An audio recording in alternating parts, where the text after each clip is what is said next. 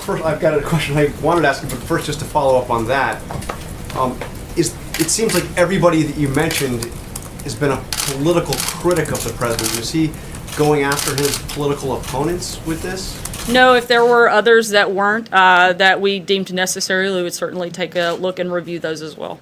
Okay, I want to ask you about something the president's attorney said.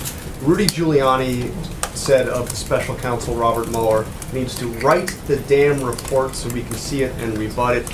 And he said if it's not written within the next 2 or 3 weeks, quote, we will just unload on him like a ton of bricks. Is the president okay with his attorney threatening the special counsel in this way? Certainly, we've made clear we'd like to see this wrap up. For questions specific about comments by Mr. Giuliani, I'd refer you back to him. Was that authorized by the president? Once again, for questions specific about the investigation, particularly comments from Rudy Giuliani, I'd refer you back to him to address those. Jeff? Hey, Sarah, following up on John's question, how is this announcement by the president, how can Americans not interpret that as a getting back against his critics? And isn't it also an attempt to curtail their freedom of speech by penalizing them for being critical on television? Not at all. The president has a constitutional responsibility to protect classified information and who has access to it. And that's what he's doing, is fulfilling that responsibility in this action. This is action only specific to Mr. Brennan, and the others are currently under review. Is this the kind of precedent he wants to set for future presidents when his administration is out of office? And why are there no Republicans on that list? Once again, if we deemed it necessarily, we would certainly look into that and be happy to review those. Justin? I wanted to ask about Turkey, but just to buttonhole on what Jeff said, I guess the reason people would say that this argument strains credibility is there's obvious examples, even from this administration. Your former national security advisor has admitted to lying to the FBI. Why is this only a list of Democrats who have been critical of the administration? And why should Americans have confidence that you are taking this seriously if there's not a single Republican on that list? Again, certainly we would look at those if we deemed it necessary, and we'll keep you posted if that list gets updated. So on Turkey, Turkey announced today that they're going to slap tariffs on about $1 billion of American goods. So I'm wondering if you have a response to that, and if there's any discussion internally about retaliating towards that, continuing to escalate this. Yeah, the tariffs from Turkey are certainly regrettable and a step in the wrong direction. The tariffs that the United States placed on Turkey were out of national security interest. Theirs are out of retaliation. I'm not going to get ahead of anything on what we may or may not do in an effort to respond, but certainly we don't support Turkey's decision to retaliate against us protecting our national security interest.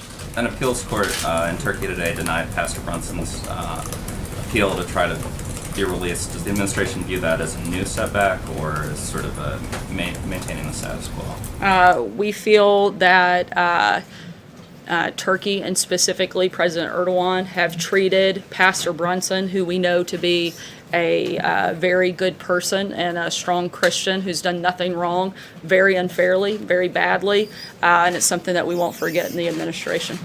Let's move on. Jake, go ahead. Thank you, Sarah.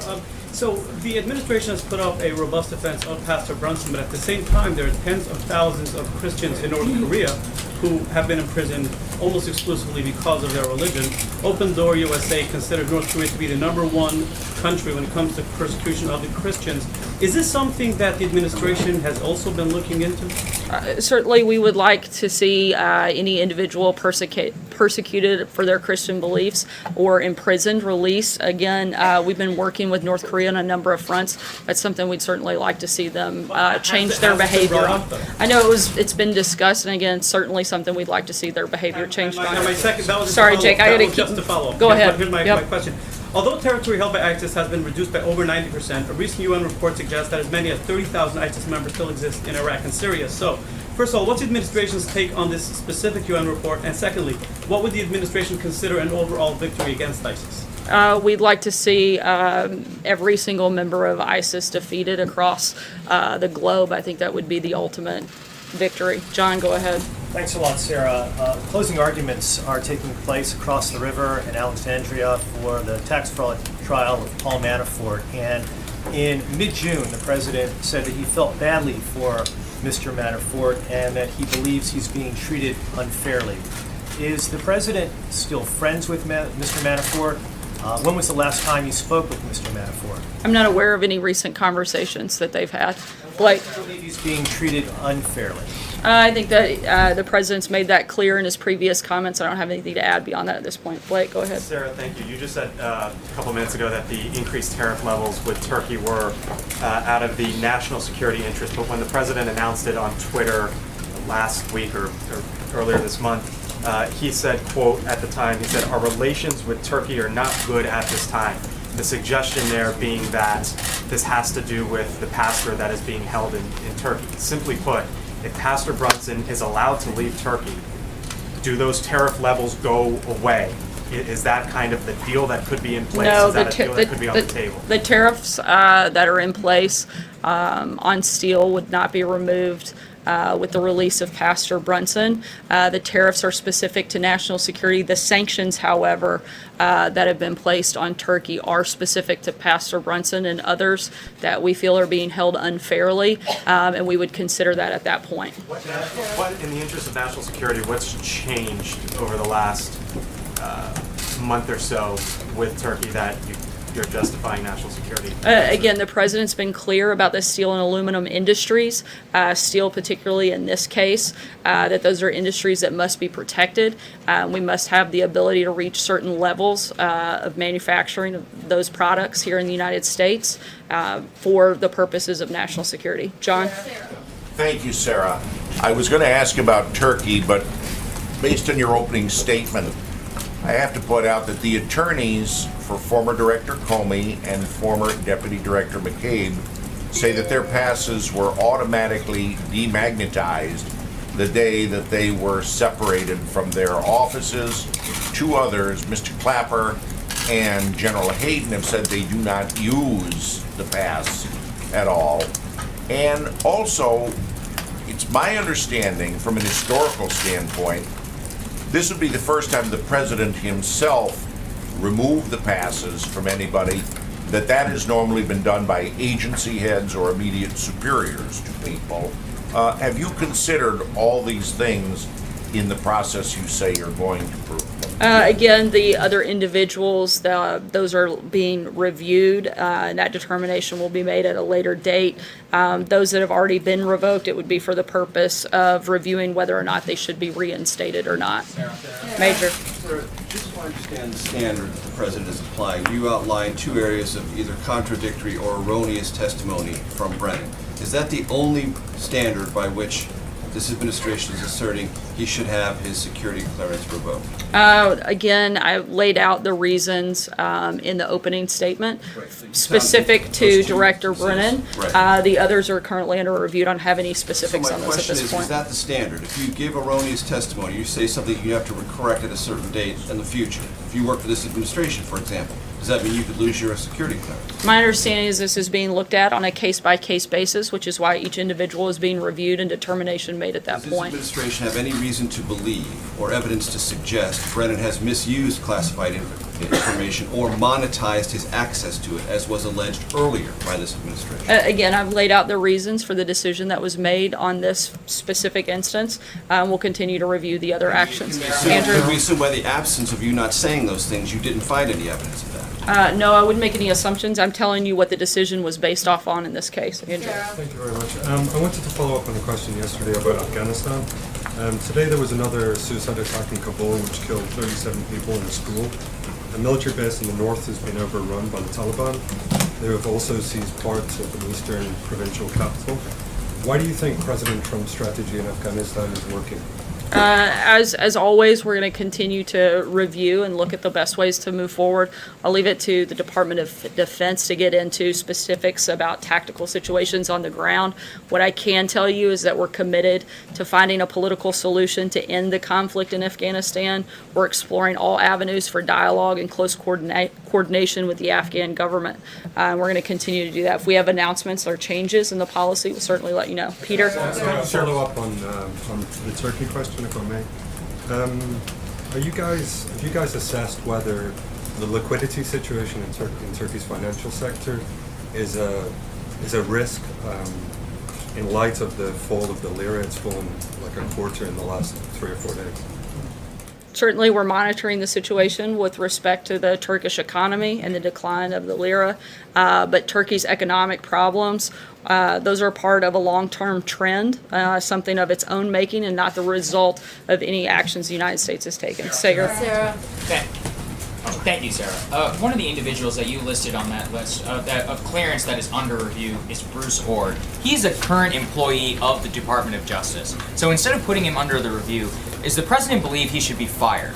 I don't have any personnel announcements on that front. I can only speak to this specific case. Why just put a security clearance under review, which would render him unable to do his job and not just fire him? Once again, I don't have any personnel announcements on that front. I can just tell you we're looking into that specific matter. Peter, sorry, I called on you earlier. Thank you, Sarah. If people who criticize the president publicly on TV or public in their criticisms, are they at greater risk of losing their security clearances than people who stay silent? Once again, this is looked at on a case-by-case basis, and we'll do an individual review and make that determination. Kevin? Thank you, Sarah. A question about the return of lawmakers on Capitol Hill, and then a follow-up very quickly. Now that they're back, can you sort of lay out the White House strategy for moving forward with this agenda? We've talked about wall funding. Obviously, a lot of people are very curious about the Kavanaugh nomination moving forward, DACA and other issues. Is there a strategy in place to begin the work with lawmakers now that they're back? Certainly. We have continued ongoing conversations on a number of fronts with lawmakers, even while they were not here in Washington. We are happy that the hearing dates have been set for Justice Kavanaugh, and we look forward to seeing him get confirmed. Catherine? My very quick follow-up was, first of all, you didn't mention anything about a possible shutdown. Is that still something that the president is continuing? And my follow-up is going to be on the Farm Bill. There are a great number of people in a great number of states that are curious about this work requirement the USDA is trying to implement. In some places, they already have it. They say you have to work. In other areas, you don't have that requirement. Is that something the White House still supports? Something we still support in terms of a shutdown. I don't have any announcements on that front. We certainly still want to see a lot of things happen. We'd love for Congress to actually do its job, particularly when it comes to immigration. We have a completely broken system, and we'd like to see them work with us to fix it. Catherine? Thank you, Sarah. I don't have any updates for you on that front right now. Okay. Catherine? Omarosa Manigault Newman was the highest-ranking African-American staffer in the West Wing. No black... She actually didn't work in the West Wing, but go ahead. No staffer has been appointed at that level since her absence. Can you tell us exactly how many African-American staffers there are in this building? And is it a priority for the administration to reflect the diversity of the country? Certainly, as I addressed yesterday, we value diversity not just at the White House, but throughout the entire administration. And we're going to continue trying to diversify the staff. We have a large number of diverse staffers from various backgrounds, both race, religion, gender. How many staffers are there in this building? Look, I'm not going to go through and do a count. The same way I'm not going to do a sit down and count on the staffers that are in your news organizations. 13% of the country is African American. And we would love to diversify our staff and continue to do so. We do think it's important. We're going to continue to work to make that happen. Raquel? Sarah, thank you very much. About the election last night, we are seeing the Democrats embracing more diversity, choosing Muslims, also candidates, transgender candidates, rejecting president's agenda. So my question is, what do you think will be the impact of his agenda and also these recent controversies about race and minorities on the election in November? Again, I think people are looking at the policies that the individuals are implementing and how those are going to affect those communities and whether or not it's actually going to help individuals, people across this country. That's what we're looking at. That's what we're focused on. That's what we're going to continue to do. I'm going to take one last question. Eamon? Thanks, Sarah. I'd like to ask you a couple questions about the president's recent comments, if I could. One is on Harley-Davidson. The president commented earlier in the week, many Harley-Davidson owners plan to boycott the company if manufacturing moves overseas. Great. Is the President of the United States endorsing a boycott of an iconic American company here? Look, the president has made his feelings on that very clear. The president's focus is on making sure that we get good trade deals and that we keep business and industry here in the United States. Does he want to see a boycott of Harley, though? I think he'd rather see them put all their companies back here in the United States and build all of their great machines here in this country. Thanks so much, guys. Have a great day.